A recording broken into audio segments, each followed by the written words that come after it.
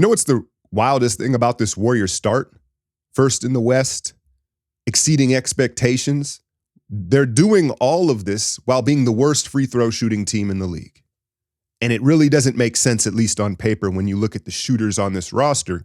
But we also understand that, the average can get balanced out by some guys shooting really bad, and that's what's happening. Now, early on, I kind of gave my theory on when you play with that effort level, it's going to cost you a little bit shooting in-game and even at the foul line. But this has gotten to a point where I felt like I had to address it. And, before I was doing this, training my daughters and training kids, working with kids, I was a PE teacher and a coach. And I pride myself as somewhat of a shot doctor. That's where I can really help young basketball players. Those that hoop with me know I got the strap. Like, that's my thing. I'm a shooter. And so I thought I would take a look at these guys' free throw routines and say what I see, right? And kind of critique and give some advice here.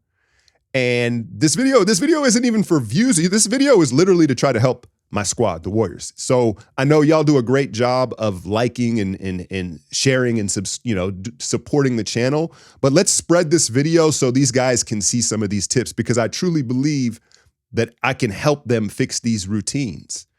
And when you talk about free throw routines, it's about simplicity and being congruent in your body. You want to create a routine that you can consistently do, simplify it, and then your body has to be congruent.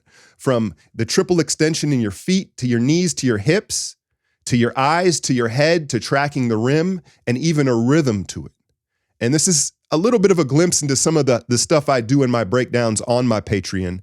But let's get into it, and we'll start with probably the most important Warrior when it comes to free throw shooting, Kuminga. The concept of tracking the ball in the air when you release it, a lot of great shooters do it. I don't think they do it at the foul line. The distance isn't long enough, and Kuminga immediately tries to track the ball upon release, so his head jerks up and his body is non-congruent because he's trying to track the ball not only too soon, but I'm not even sure you track the ball at all at the foul line. I don't. I lock my eye on the rim, and we'll get to eyes locking on here because that's a big part of these too. And then the second thing that Kuminga does is he gets too far up on his tippy toes. I understand the transfer of energy and you're going to get up on the ball of your feet, but Kuminga a lot of the time gets too high on his toes and you can see him bounce off balance. The positive with Kuminga's release is the actual release itself is compact and it looks the same every time, but here he is on his toes. You see him bounce there? He gets too off balance. So he's got to keep his balance in his feet. Don't get too high on the toes, and then just stare at the rim. Lock in on the rim. Don't try to track the ball at the foul line. Here's another view of him getting up too high on his toes and staying on them too long. A lot of bigger players, they shoot free throws flat-footed. And so I would start there with him on the feet, and then, okay, if you rock up onto the ball of your feet, that's fine, but don't get up on your toes. Next up, Kevon Looney, who's an important foul shooter because he does get fouled a lot. He really does, and his is very obvious. Loon Dog looks like he's prairie dogging. His knees lock, and they never unlock, right? He looks like he holding in something here, and so he's not getting the extension in the knee. And I think that's an easy fix. His feet are pretty narrow as well. I'd widen his stance and then make sure the knees unlock upon release. Moses, it's the old eyes thing. Look how late Moses gets his eyes to the rim. Everything else is fine, right? He barely looks at the rim until he's letting the ball go. You've got to track the rim, not the ball. Here it is again, eyes late to the rim. Very common in young players. I see two things with Pods. One, I would like him to drop his hips either before he takes his dribbles or while he's taking his dribbles. Watch how violently his hips drop after the dribble. I think that's a sure way to break your rhythm and flow of energy. And then second of all, he needs to slow down the release. There's a recoil on it. He over snaps his wrist. You can see it jolt upon the release. Wiggs is hovering in the mid-70s, but he could still be better. And I think he has the tippy toe thing, just like Kuminga, where he's up too high on his toes. I think he knows his hand placement can be an issue, and he makes a conscious effort to get the release hand to the ball late.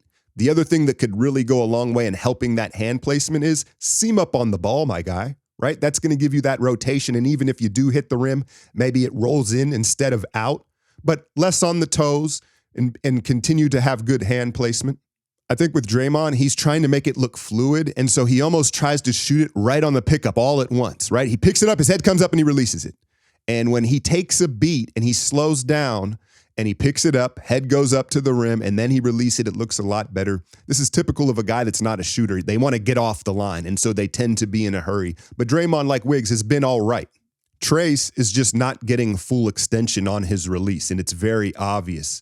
It's a dangerous thing to tweak with the release, but what he could do is if he tucks the ball tighter to his body, and I think that would naturally encourage getting full extension in the elbows. When you start with the ball far away from your body, now your elbow, you tend to lock it and you maybe not get that extension. It goes without saying, though, Kuminga and Trayce are the two guys that really need to dial this in, the way they play, and if Trayce wants to close games and have an impact late, he can't be shooting 50% from the line.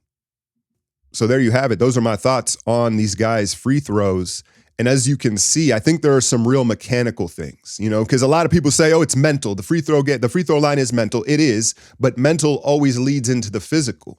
And guys that don't want to be up there, one way or another, their body becomes incongruent. Whether they leave the line early, right, or you're not getting the full extension. I think the eyes thing is something that is very overlooked. When are you getting your head to the rim? Right? And when are you dipping your hips? These are kind of micro things that get overlooked, but hopefully we can spread this video out enough where these guys can maybe try some of this advice. As always, hit that like, share, and subscribe. I'm out, y'all.